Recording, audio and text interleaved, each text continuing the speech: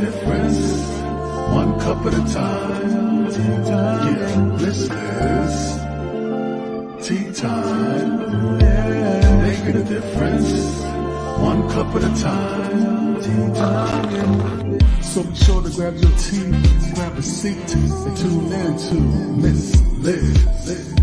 Tea time. Making a difference, one cup at a time. Tea time, yeah. Tea time.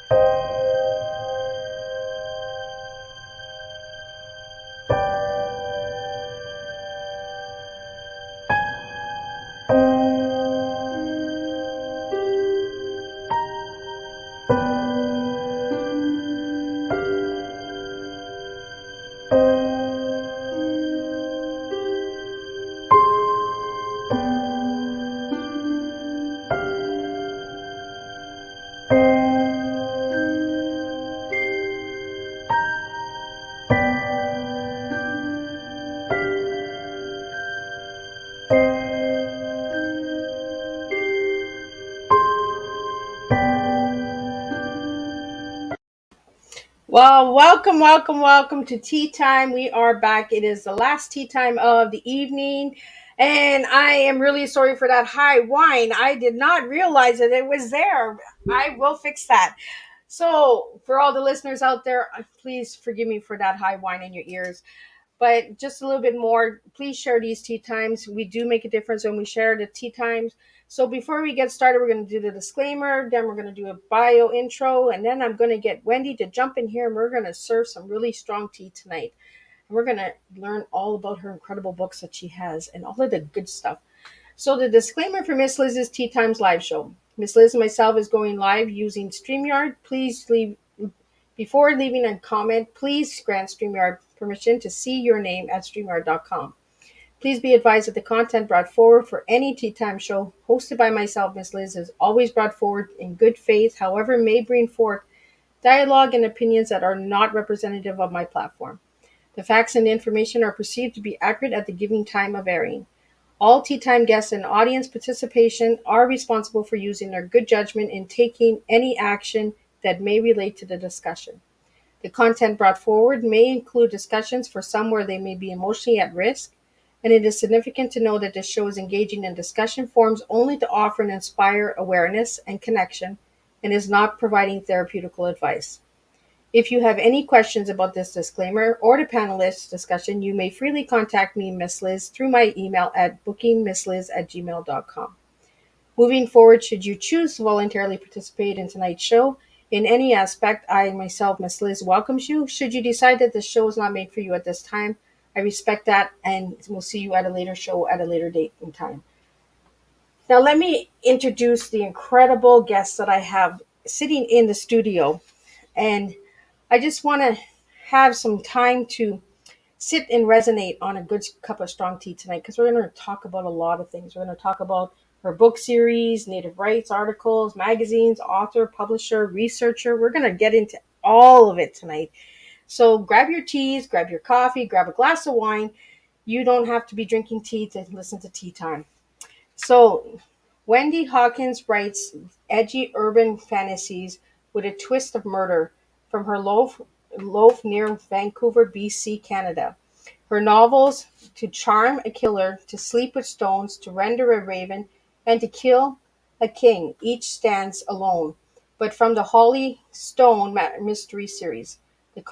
This coven of West Coast witches and their erratic, I'm not saying that word right, I'll get her to say it, friends solve murders using ritual magic and little help from the gods. Although she's an introvert, in each book her characters go on a journey where Hawkins travels herself. She researches all her locals, Ireland, Scotland, the BC coast, to soak up the sensory landscape. In 2017, she climbed Croghan Croghan Hill in Ireland to survey the land her king would rule to kill a king. A romantic time travel thriller set in Iron Age Ireland. To find out more about Wendy's bio, you can check out Miss Liz's Facebook page, LinkedIn, and all the those good pages. So let's get Wendy in there, and let me get a sip of tea because my tongue is just twisting right now. So welcome, Wendy. My Thank tongue, I you. don't know what is going on, but oh my goodness, it's like tongue twisters tonight. Thank you for that great introduction. That was lovely. Yeah. So a little bit about you, Wendy. hmm Let's get into who is Wendy and how did Wendy start writing? I gave you that word complex as to describe me, and I was thinking why I did that, and the reason is because I'm still trying to figure out who Wendy is and what I'm doing here on this planet at this time, and if I'm even supposed to be here, if it was a mistake, and what my whole life is about. So there's a lot going on there. I think you asked me why I started writing. Mm-hmm. What Uh, got you into writing? yeah, I started writing when I was a kid, obviously, with the angsty teenage poetry that a lot of us hit on to survive being a teenager, and then I wrote some songs because I had some music, and I didn't start writing novels till later, and I really wrote the first novel to see if I could, and yeah, just kind of continued on with writing novels. I find I can't write a short story; it's like too limited, and yeah, so So that's you want to share a little bit about the series that's behind you because the covers are incredible. Yeah, thank you. I can talk about the covers. First of all, is that these are all tattoos worn by the. Oh, Yeah, they're all tattoos worn by my characters, and kind of what happened is I thought it was going to be a what do you call it, trilogy, and then I wrote the fourth book, and I realized the trilogy covers wouldn't work anymore, and I needed to expand. And so I was doing a mediumship course at the time with a lovely woman named Yasmin, and I knew that she was a graphic artist. So after our course, I said, have you ever done book covers? She said no, but I'm I'm willing to try it. So we had a few meetings, and we hit on this idea that we wanted something that was really simple, and but that would stand out. And we got talking about the tattoos, and I said, they all have tattoos, and so what I ended up doing was sending her a quote from each book that describes it, and said, can you draw it based on these words? And she did these amazing sketches, and that's what happened is we ended up with these tattoos. So I really love these covers. I yeah, really I would have never ever thought of tattoos as a book cover. Like when Yeah, I looked at the images, when you sent me the images, I was like, "Oh, this is really cool." But now, as you're saying it with tattoos, I've actually been looking at this ink tattoo thing where it's not like real tattoos because I'm too chicken to get a tattoo. yeah, So I know what you it's mean.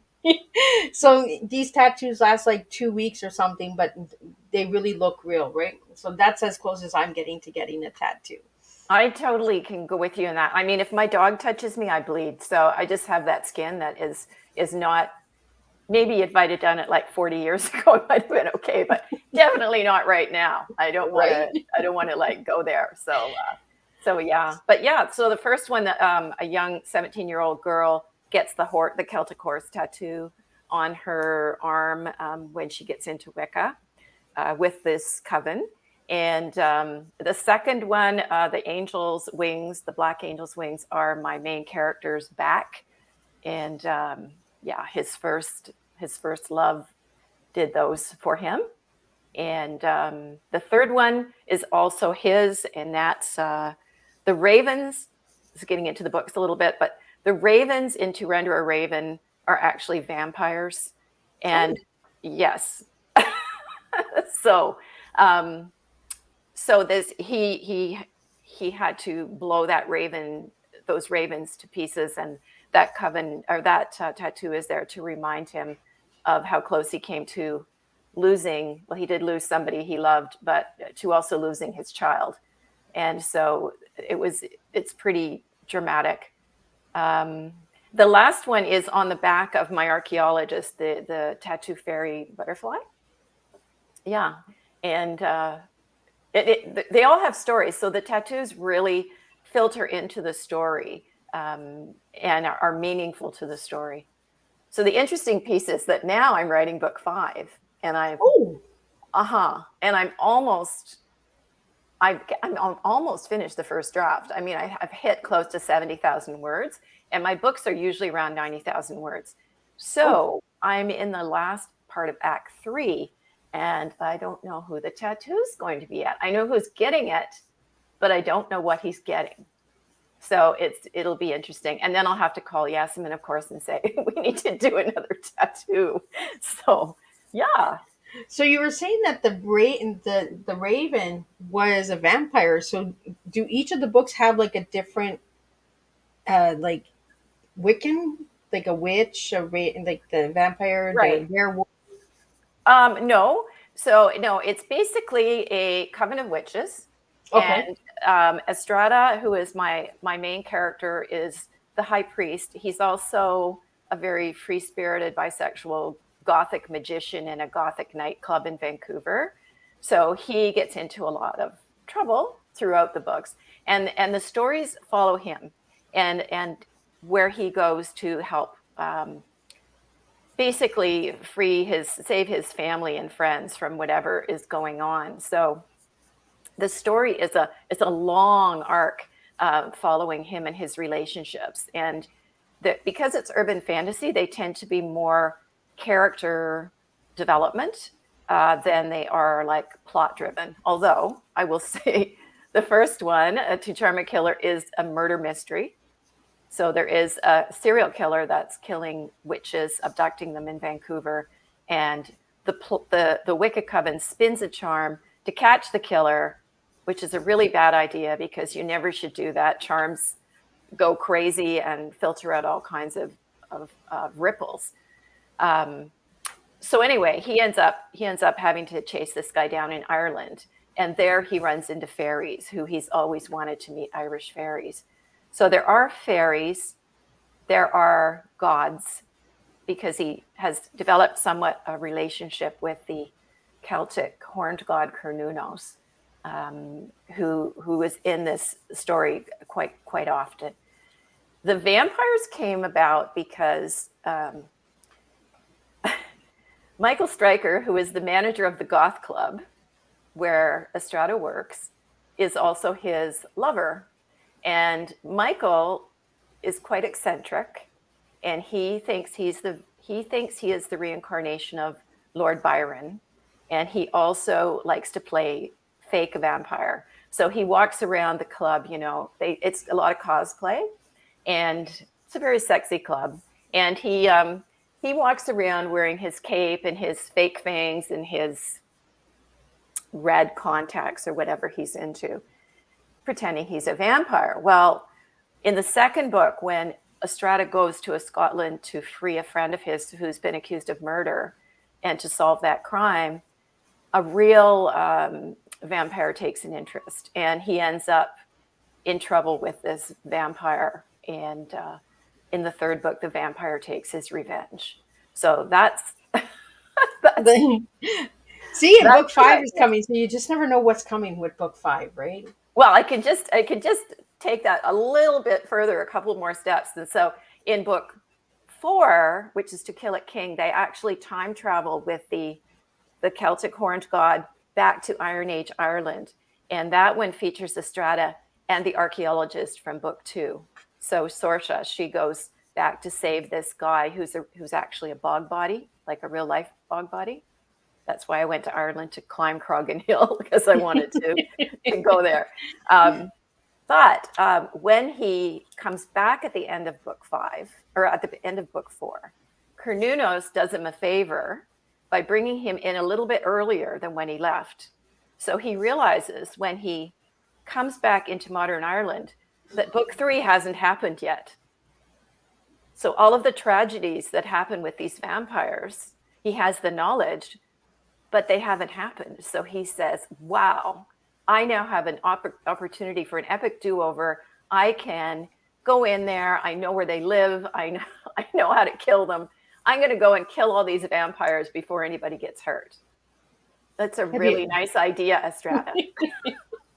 And have you ever thought of doing anything with werewolves, Wendy? Or I have not gone into werewolf territory. No, I haven't. I haven't.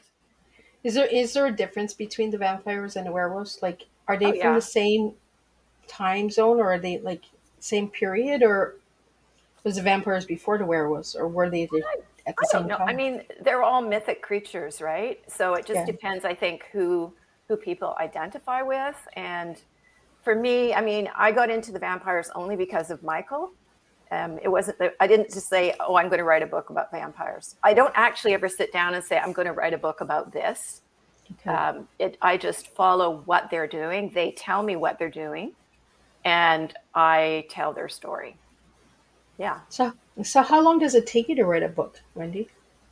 You know what? It depends. I mean, when I started this, I was full-time teaching English in a high school. Okay. Yeah, and going a little bit crazy. Because I'm such an introvert, and that's not a good place for introverts, you know, with 1,200, 1,500 people in a day. Yeah. That really saps you. So I was coming home and I was writing weekends and holidays. And so the first book took me quite a while. And then they got a little bit faster as I started, you know, getting to know the characters. This one that I'm writing, book 5, has been the fastest yet, because I really just started it in November. And like I said, I'm almost done. Wow. Yeah. And it really sort of came on fast and furious. And it's tentatively called To Right a Wrong, because Oh, as I said, he's going to go back and try and fix the tragedy of what happened in Turandura Raven. The thing is that he's playing with fate. And, you know, fate is fate because it's fate. yeah. And can you change fate is a big question here. And you know, all through when they were in Iron Age Ireland, the god kept saying, do not change history. You cannot, if you change history, everything's going to be messed up.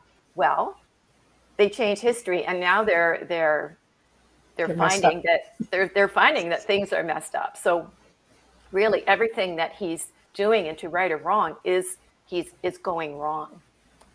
So Right. it's interesting how it's evolving. And honestly, at this point, because it's all just coming from them from me, I don't know what's going to happen. So Wendy, you said you went to Ireland to Yeah, climb the hill. How yeah. was that experience for you? Um, the hill climbing was really fun. I mean, it's a cow pasture, and Oh, it's 768 feet. So it's not like I live in BC, right? We have big hills. yeah. You know, we have mountains. Ireland has mountains in Wicklow, which is fairly close to there, but Croghan Hill is a volcano that is underneath this hill, and then it's grass covered. And Okay. right now it is a cow pasture. So I got my daughter to come over to do that with me, because I went to Ireland by myself and spent 2 weeks alone over there traveling and staying in Trinity College, and that was tough. Even as an introvert, traveling alone is difficult. You know, there are challenges to it, and also I'm really sensitive to chemicals. And I was staying in Airbnbs that had a lot of Glade plugins, Oh, okay. Yeah. Febreze. They're like, oh, we'll make the sheets all smell great for the guests. Well, meanwhile, I was having nervous Breathing system problems. issues, real big problems. And, you know, at one point got to, I one night woke up and my tongue felt swollen, and I was sort of on my knees at the screen window trying to get fresh air and thinking I'm going to have to call emergency. And I was by myself, and I was kind of freaking out. So the next day I got in the car and I went to Tara. Tara is the seat of the High Kings of Ireland historically, and it's a very magical place. And I went there, and there were prayer trees where people had taken ribbons and tied them on trees to pray. And all I had was like a lens cleaner in my purse, you know. So I tied this lens cleaner, and I'm like, you guys, because I'm very spiritual. I'm like, I really need some help here. I'm not okay, and I need some help. And when I left, I drove down the road, and I saw a motel called Tara's Motel, and my daughter's name is Tara as well. And the thought hit me: you don't have to stay at the B&B. Why don't you leave? Like that, you know. It's funny Yeah. when you're that sick, you can't think properly. So I went in and I said, you know, can you have you got a room? They said, oh yeah, and they showed me this room, and I'm like, oh, I don't know, it's a little bit. It still feels like musty to me. I don't know. And she said, well, have you been across the road to the B&B? Or you go over there, and she's got a lovely place. So I said, okay. So I went over to this B&B. Well, she was like my angel. She shows me upstairs. There's this gorgeous room upstairs. She says, and I've got all the special foods for you. You can stay here. You can come right away. And I did. And that saved me. So that was my trip in Ireland. But then I got my daughter, and so we got the car, and we drove down to Croghan Hill, and we had to make our way through the cows, which is a little bit scary because you never know with cows, you know. Yeah. They're curious. They put their heads down and they come over and they want to see you. I grew up with cows, so I'm pretty good, but you know. So anyways, I went up on the top of this hill, and you can see all the major hills of Ireland where, you know, they would light bonfires on the special Sabbats. Like we're on one actually today, right? This is actually St. Bridget's Day today, and it's Emulk, and it's one of the Sabbat days. So they would light fires, and in the Iron Age, they would all travel to these different hills around Ireland to celebrate and have feasts and all these things. So I could see the whole of Ireland pretty much from there, which was pretty great. Yeah. And you mentioned that you're very spiritual. So does that have to do with like the books that you've written? Are they based on spirituality? They are. They're based on pagan spirituality. And so there is a lot of the mythology is in there. And the things that they actually do are things that I do myself, like working with a pendulum, working with tarot cards. And, you know, I've done my share of casting spells too. I'm not part of a coven. But I've certainly dabbled in all of those things. So, yeah, it's part of it. And the meditation, like he does a lot of meditation where he brings himself down and he grounds himself, and through doing that, he has really made his gifts stronger. Yeah. Well, and I think when you look deep within yourself, right, that's when the light comes out, right? It's like when you put the lens cleaner, you know, the lens of your eyes kind of open to see other opportunities of where to stay and Mm-hmm. look, you know. It's the little things that we sometimes oversee, you know, and Mm-hmm. we get those messages, and it's like, no, you need to be going this way, not going that way. It's like you said with the pendulum, right? Like Yeah. how it directs and that. So for any of the viewers and listeners out there that want to know a little bit more about pagan, is there any good resources that they can check out?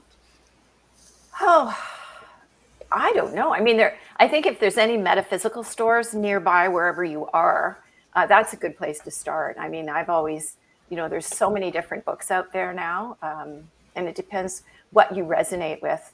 You know, some people are into angels, other people are into Wicca, other people are into fairies, and indigenous spirituality is another big thing. So I think it depends what you need in your moment, because I think those things change as well, you Well, I know. noticed that in your bio, you have done some articles for Native rights, and that does that resonate with you? Are you part of the Native?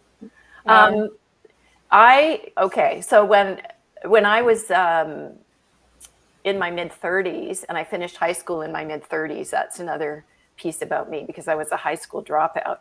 I And am too. yeah, and then I became a teacher, which was kind of fun. But yeah, in my mid-30s, I finished high school, and part of that was finding a Native Ancestry article. I was taking a course called Native Ancestry 11 in Ontario through correspondence at that point. And I so resonated with the idea, the concept of animism, which is the idea that everything is alive with spirit. Winds have spirit, trees, grass, everything. And when you're cutting down trees and all those things, you're affecting spirit, and you're affecting the world and that creature, that sentient being. So I really resonated with that, and I wanted to know more. So I ended up taking course by course a degree in Indigenous studies through Trent University. And partway through that, well, first of all, before I got really into it, I had to get divorced because my ex-husband wasn't on board. so, so I went through as a single mom, and it took me a long time to do it because of that. But it was a definitely a heart thing that I had to do it. And partway through that, my mom came one day, and she said, well, she was 75, mind you. Okay. She said, well, I can see why you're into this stuff. My great grandfather married an Indian. And I said, what? So what? Like, why are we hearing this now? I'm 35. Yeah, she said she was Tuscarora and he was Dutch, and that was about all I ever got out of her. And so I've been researching that ever since, and have run into other people through ancestry.ca that said, yes, we do. We have this Native woman. Here she is. Here's a picture of her. They even sent me a picture of her. So that was really nice. Oh. Yeah. And that was my great grandfather's youngest brother's granddaughters. So I kind Ancestry of is amazing. Yeah. I love history, and I've found all the way back to 1716 on my dad's side, and I'm just like, oh my goodness! Like, there's so many things that resonate, and the characters and the patterns that have come from generation to generation. It is amazing what ancestry does. Yes, it is. I know. I think it's a really good resource, and I've taken my dad's family back too, like way back, and I found actually one of his cousins who had gone to England and poured through all the parish records, and she had found out. And that's the great thing about ancestry, is you can jump and piggyback on other people's work, Yep. and you'll never be able to do that on your own. No. So it's pretty amazing. Just check, make sure that they're right, because sometimes they're wrong. Yeah, sometimes they add the wrong leaves, and then you're directed another way, and you're like, but that's not connecting this to these three that I already have, that I know and confirm, right? Mm-hmm. So where do you get the researching from your mom or your dad? Probably my dad. My dad was kind of a really deeply spiritual guy who was, really introverted too. Yeah, I think so. My mom was super funny and loved to armchair travel, and she really taught me about reading. She loved books and reading, and so I think I got a lot of that from her. Yeah. When you said that you were a high school dropout and you became a teacher, so what message would you have for like the viewers out there? A lot of people, they drop out of school. I've dropped out of high school. I just could not do it, and Yeah. I'm missing half a credit to get my grade 12, and I've tried 4 times, and I'm just like, I can't do it. That math will not. I'm 4 points short of getting my diploma. It is frustrating. No. Where are you? Where are you? I'm in Canada. You're in Canada. Yeah. So So you I've, should be able to do like workplace math or something and get it. I know in BC, because I'm a guidance counselor too now, right, in BC, that you can do, you just need 5 subjects, and one of them is workplace math, right? yeah, I've And done the social studies, the English, the science, but my math was 4 points off. I've done it 4 times, and I'm just like, I'm not meant to have this paper. I don't think that's not fair. Yeah, That's I'm just not like, can you fair. guys just like, you see me come 4 times? There's the 4 points. 4 efforts, but no, They it that hasn't happened. So I've put it in my mind that it wasn't meant to be. You know, I still can educate myself and still get that research and everything out there without the diploma. I'm just not meant to have that diploma. So, yeah. So, wow. what message would you have? Because you became a teacher.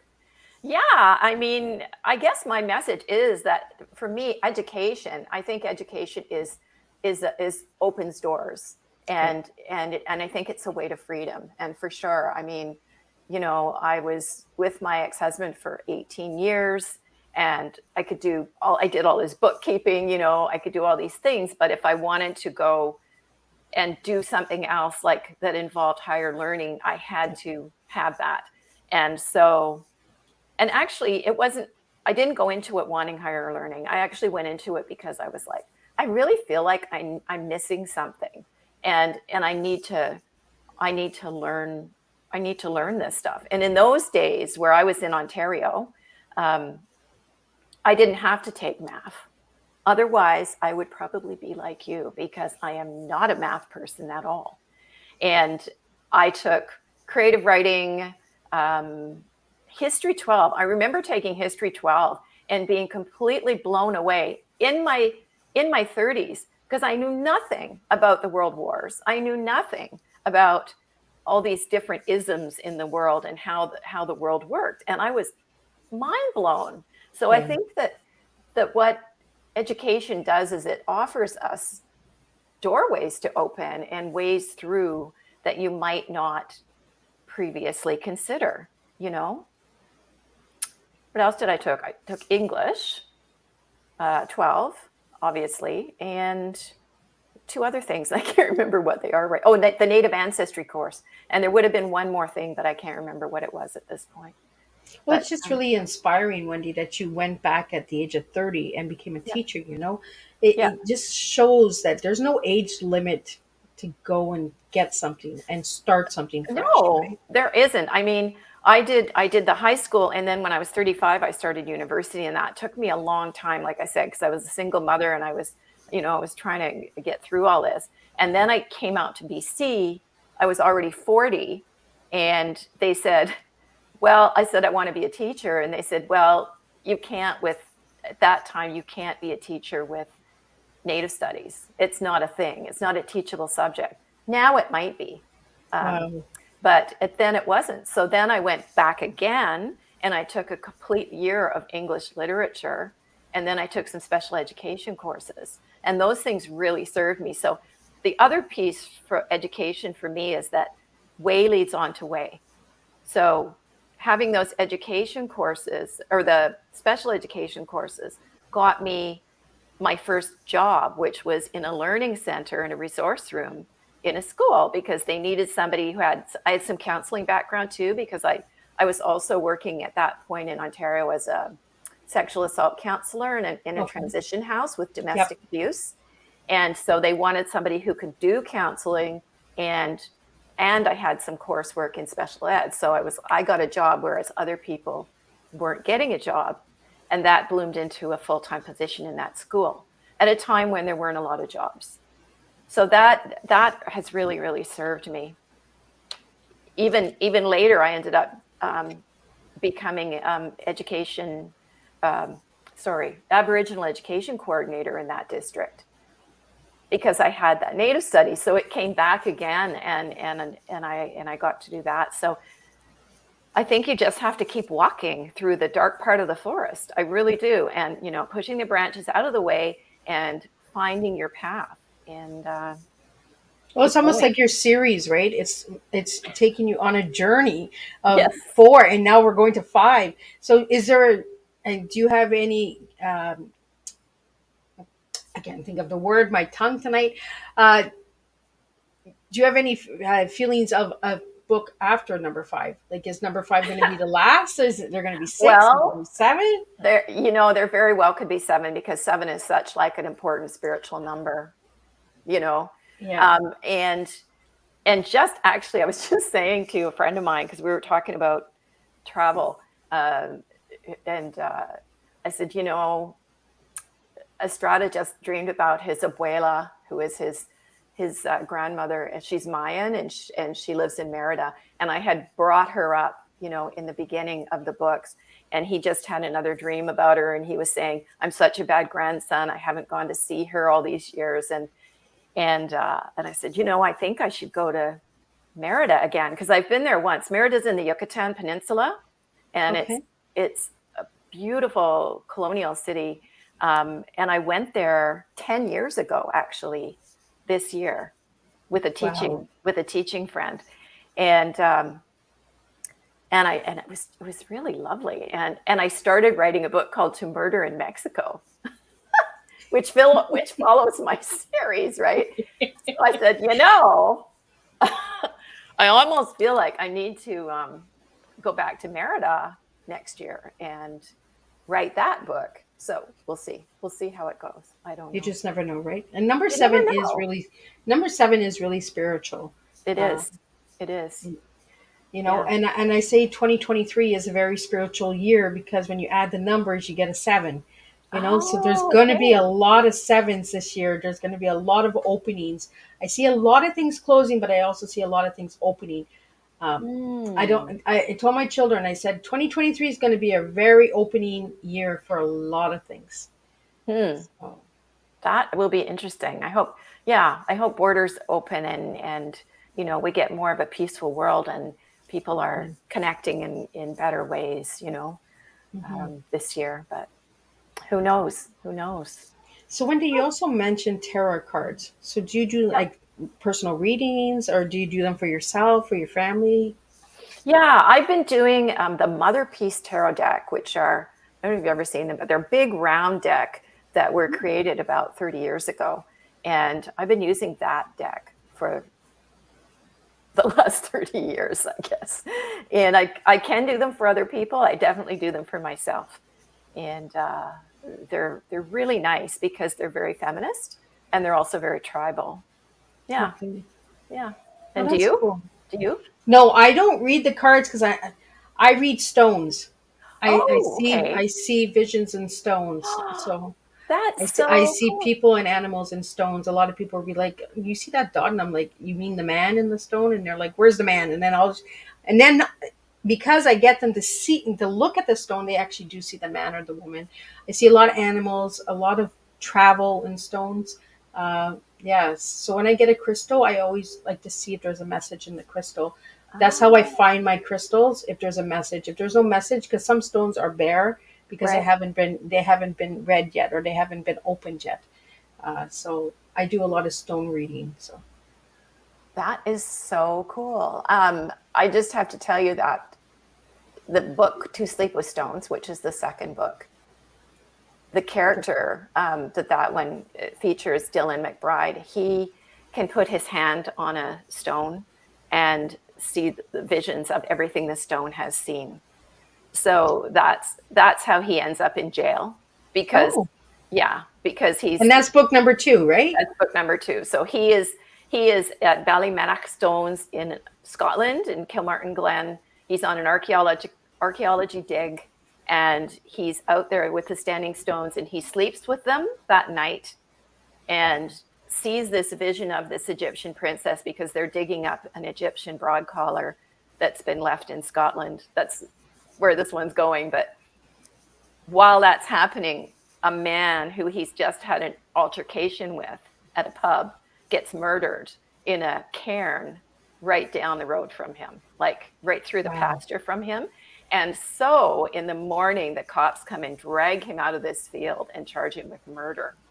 And yeah, it's really heavy. I'm gonna have to grab number two. He's, he's he is, yes. And then when he's in the jail, because it's all, an old stone jail, he can pick up all the things that people are feeling when they're in the jail cell. And so yeah, it's very interesting. Yeah, So I'm gonna Estrada listen. goes to find out who actually killed this guy so he can get friend, because Dylan is quite an innocent guy, and he knows he's not going to last in prison. I mean, it's just, yeah. Just amazing because I always thought that I was by myself when I was stone reading. I was like, is there anybody out there that can reach stones too. And some stones I'll pick up and I'll drop them right away because there's an energy with that stone that I don't even want to open. And my children will look at me and say, "Mom, why'd you drop that so fast?" I was like, just don't touch that one. Like, leave that one alone. You That's know? wonderful. That's amazing. I would like to Yeah. have a reading like that. That's Yeah, a fantastic. lot of people give me their crystals when they buy crystals, and I hold them, and then I'm like, "This crystal is not meant for me to touch. Like, I'm not supposed to hold it." So I ask you to cleanse it, because sometimes we Mm, put our energy on a stone or on a card that's not meant for us, and we're opening something else. And I'm very, very leery when it comes to opening gateways, and that. So mhm. it's really interesting that your book is and the number two, the angel wings. It's like my youngest, my oldest. I mean, well, she was my youngest, but my oldest, who passed away from stillborn, is my angel, my Mm. guardian angel, and Oh, and it's yeah. the wings, right? So it's Mhm. almost like she's speaking to me. So yeah, it's Mm. amazing how we resonate and connect, through our Yes. stories and through sharing and that. So I think it's a good time to ask you, Wendy, what is your tea tonight? Yeah, I mean, what really came through for me was truth, engagement, and action. Hmm. And I see that in you. Hmm. Yeah. Because our teas are like a time travel, right? And that's what your books are. They're like a time travel. So I see that, the truth of the time travel. And I, and I s- love time travel.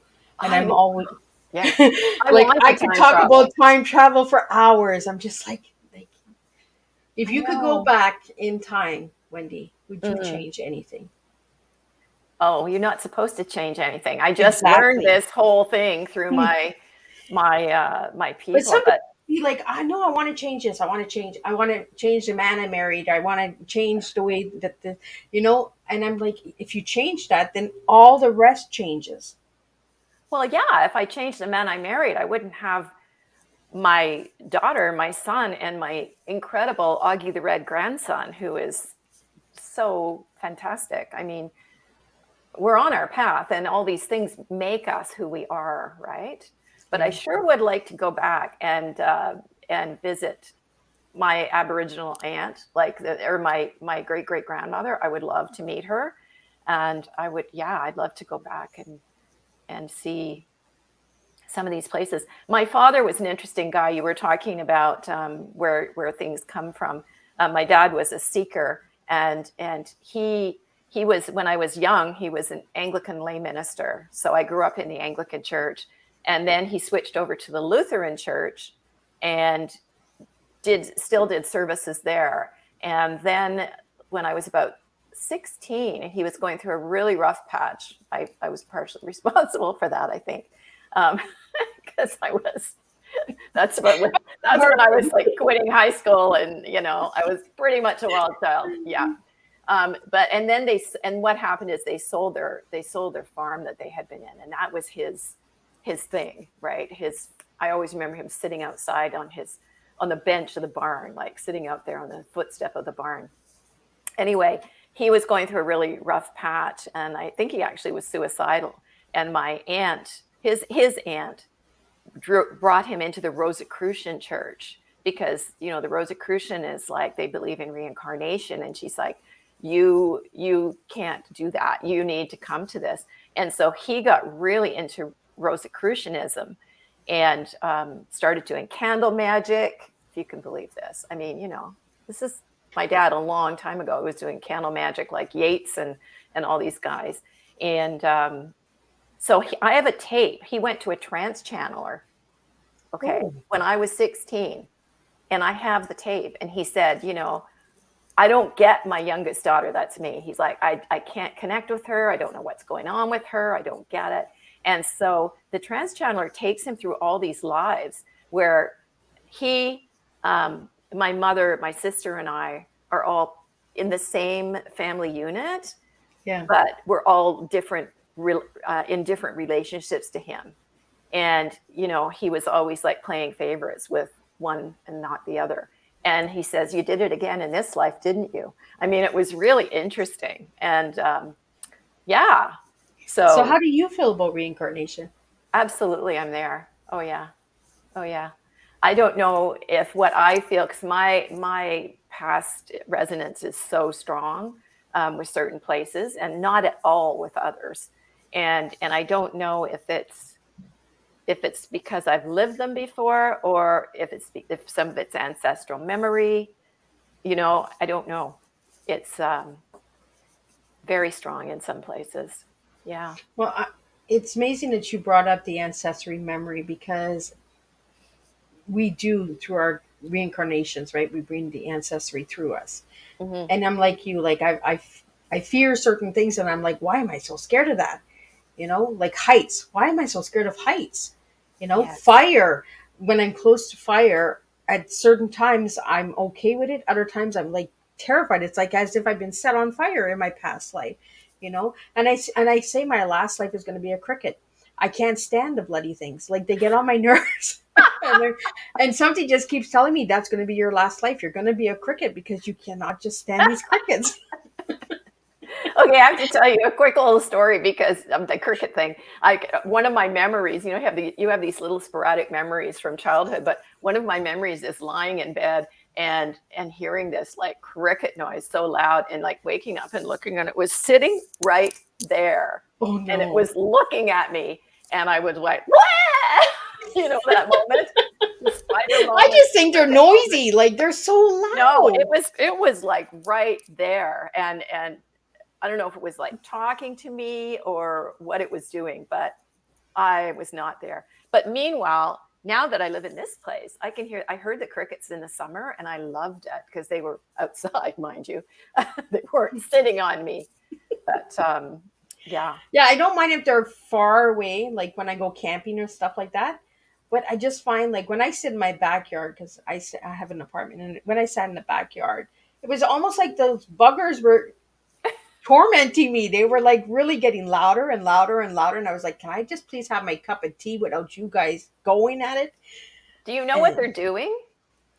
no. Okay, so what they're doing is they're playing their arms. So it's like Okay. it's like they've got it's like an instrument, and they're playing like this is the sound, and they're doing it for two reasons. One is to stake their territory. They're singing to females, and they're Oh. telling the other males to get lost. Oh. Well, now I might look at a cricket a little different. Yeah, I think you should give them a chance because that's what they're trying to do. It's a courtship thing, and they're musicians. Yeah. I never thought of that because birds do the same. Mhm. Where we hear birds getting louder and louder, that's their Yeah. mating calls. Yeah. Because I Pick in the me. back of my backyard's a graveyard, so like I always tell my friends, like my neighbors and that, like, and they're like, how are your neighbors? Oh, they're dead quiet, like not a sound, like, and everyone's like, what do you mean dead quiet? And I'm like, well, there's a cemetery, like I don't know what to tell you. So, are you out there feeling the stones in the graveyard? I would be so doing that if I were you. Oh yeah. Yeah. And like Yeah. getting those stories from the people. Ooh, that's Yeah. Well, it's like that feeling of touching a stone, right? When you touch a stone, there's an energy with that stone. mhm. So some stones in the graveyard, I'm like, oh, okay, no, this is not for me to touch. This is, I'll respect you, and I'll move on. But I Mhm. always like to touch the younger ones that are in the cemetery, the Mm. children that have passed away from, smallpox and stuff like that, because they have the older stones, like the 1800 stones and the 1700s. Those are the stones that I like going to, because I find that Yeah. they have a story, like a big history story. That's what I love about Eastern Ontario, like Eastern Canada, is that history that's there. I mean, I was raised in Pickering. My parents lived in Picton, which isn't too far from Cornwall, and they moved to Picton after they sold. But where I am now, it's all like BC is kind of the last thing to get developed. So everything's fairly new here, and I miss the historic buildings for Yeah. sure. And that's what I really love, that part of going to Ireland or Scotland or these places where you can be part of that history, right? Well, it's amazing that you were born in Pickering. I was born in Hearst, so I'm like a northern girl. Like I come from northern Ontario, and then I moved down here, down east, right? Mm-hmm. But it's the history that's behind all of these stones and that. And I think that's where your stories are, is the history, the storytelling, the time travel. So maybe Mm-hmm. in book 6 there might be some reincarnation. Yeah, I mean, who knows what's going to go on there, especially if it's in Mexico. Like, I don't know. I don't know what's going to Oh my happen. Or goodness, book Mexico. seven, book seven. Yeah, I don't know. Um, we'll see. I can't not write these books because I'm just so close to the characters, especially Estrada. Like he's real to me, and so I just I can't stop writing his story. I don't, I don't, as I said, I'm complex. I don't really have all that much of a social life.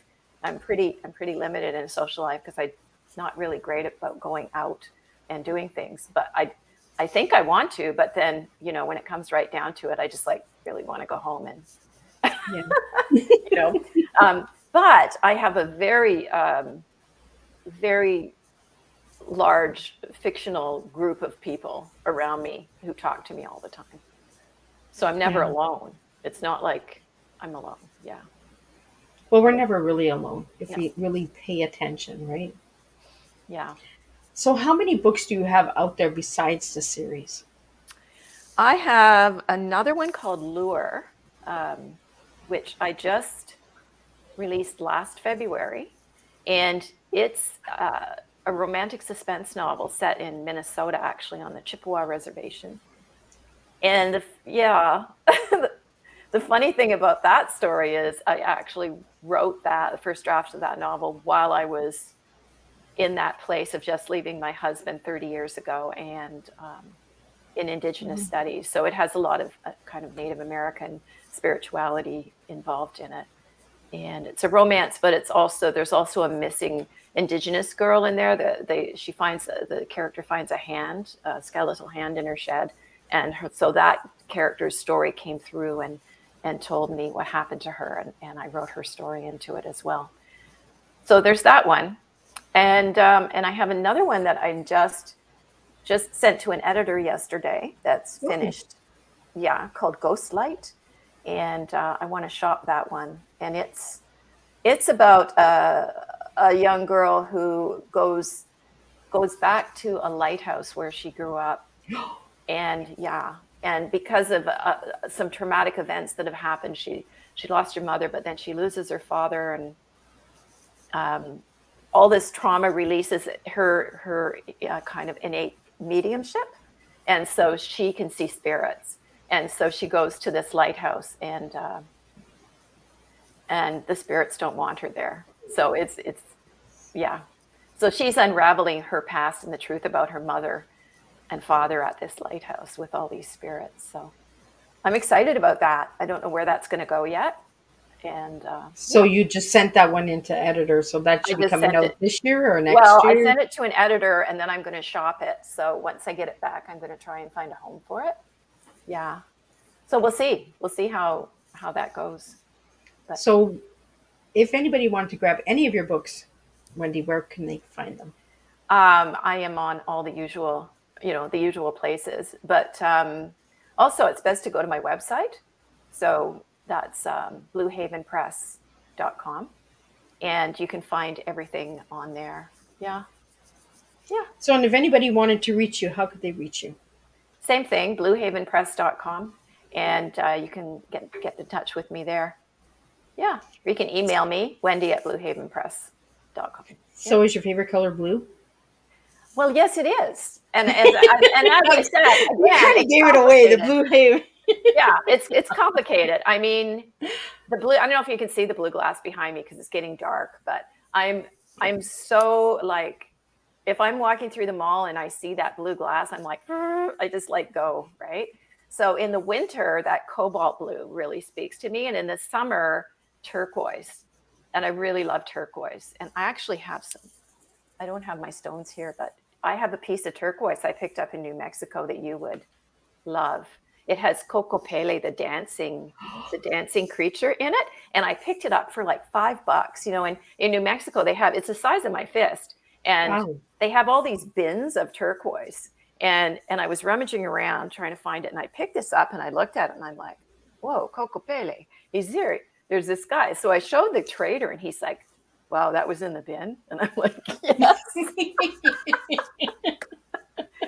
And it's gorgeous, right? So, yeah. I love that you have like a certain tone of blue, Mm-hmm. because for me, it's the ocean blue. That's my favorite color. Yes. Well, there's lots of different ocean blues too. Yeah, it's a darker blue. The So dark kind of one. like Yeah. in the stone here that I'm wearing. So the dark blue, I Yeah. find it's got the power and the strength in it. Where the lighter blue is the sky, so the sky and the water. So I'm really connected to the ground, like Yeah. the earth and that. So Yeah. so what energy are you connected to? The fire, stone, wind? You know, I'm a Pisces, and so I'm pretty much a water baby. So I'd say, yeah, I think Pisces is probably my strongest, but I'm also really an earth person too. You know, I was out digging today. I don't know if you could do that in Cornwall today, but No, we have a deep cold.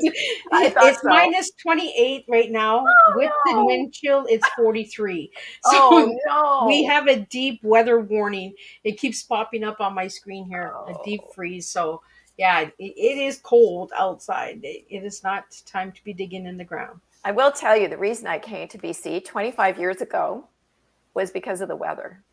Oh, It really, really? that was why, because, you know, I had seen the brochure on Vancouver and I was like, I want to go there. And then I had taken, I came out here in April one year to a friend who lives on the Sunshine Coast. And I was in my jean jacket riding a horse through the skunk cabbages. And it was gorgeous. And then I went back to get off at Pearson Airport, you know, and there was a blizzard. And I said, that's it, I'm done. And it took me a while to make it happen. But I'm really glad I did. And it's, yeah, I just have tried to make a home here. I mean, there's a part of me that will still always have my home be in Ontario because that's what I remember, you know, Yeah. when I grew up. Because I was, 42, I think, when I came here. Oh, And wow. yeah. And so I don't resonate as much with this part of the world as I do with some places in Ontario. But this is where I am and I've made it home. And the weather is sometimes better, although honestly, we've been having some really crazy stuff going on out Oh my here. goodness, yeah. So I don't know. This time of year last year, we were like the grass was sort of showing. Now we've got big snow yeah, banks. It's crazy. The weather is just crazy. it is crazy. It really Yeah. is. But today, anyways, I was out in the earth and I was really digging it because I was digging. I was, you know, I had my trowels and I had the grandson out there and he had the tools and, you know, we were digging in the dirt and it felt really good to be doing that too. And yeah, Well, grounding's good for you, right? yeah, for Yeah. sure, for sure. So, any final words before we wrap up your tea time tonight? I just want to say how much I enjoyed chatting with you. And I think Oh, we well, should thank you. chat some more because we have a lot of Absolutely. things that we could, you know, I want to show you some of my stones and, you know, yeah. Yeah. So I really Yeah, thank for you. I sure. really Let's stay appreciate it. connected and let's do some stone reading. And for sure, I'm going to grab that number 2 because that is really resonating with me right now. I'm just like, I want to read that story of the stone reader. So, He can communicate them with them so much that he can actually get them to move when they need the stones to move. Yeah. oh, The rocks will move for him. Yeah. yes. See, Yeah. that gets my attention. So, for all the listeners and viewers out there, yes, Miss Liz is a little weird, and yes, I do get into, but I really feel connected when I'm with the stones. I feel at home. So I don't know if there's some stone builders in my past, like maybe on my mom's side. On my dad's side, there's none, but maybe on my mom's side there is. So there's Have you gone to see the megaliths in Europe? no. You really need to do that. Yeah, I do. You do. You really do. Do you know Outlander? I mean, Diana Gabaldon. Yes, I watched that. Okay, so you know those are the stones I'm talking about, and you'll be driving down the highway, and they're just in the field. You get out of the car and you wander in the field, and there are the stones, and you you can be with them, and touched a lot of stones in Ireland, Scotland, and Orkney. Orkney has beautiful stone circles as well, and stone forts, and you definitely need to do that. Put it on your bucket list. Well, for sure. And I want to thank you, Wendy, for having a tea time with me and sharing your tea tonight, because it really makes a big difference when we start sharing and pouring teas that are from within us, like we did with the books and the stones and our stories. We have a lot that resonates and connects. I want to thank the viewers and listeners that tuned in tonight with your questions and all of that, your pop-ins to show your support. I want to thank you for that as well. And I want to thank you, Wendy, for taking the time to sit and share. Sometimes we don't share enough. And I think tonight was a night of sharing. So let's stay connected. Don't leave. I'm just going to close up the live, and we're going to maybe talk for a little bit more about more stones in the back of the studio. So again, check out next Thursday when I bring in 3 more incredible guests. So check out the topics. There are different topics for everyone. So if one tea does not resonate with you, the next one will. I promise you. So, and check out Miss Liz's YouTube. There are over 180 different tea times on there. Incredible books, incredible authors like Wendy. So thank you again, Wendy. So I will see you in about 2 minutes. I'm just going to wrap up. And I will see everybody next Thursday, 10 a.m. for the first one, 3 p.m. second, and 7 p.m. the third. Guys, all a good night.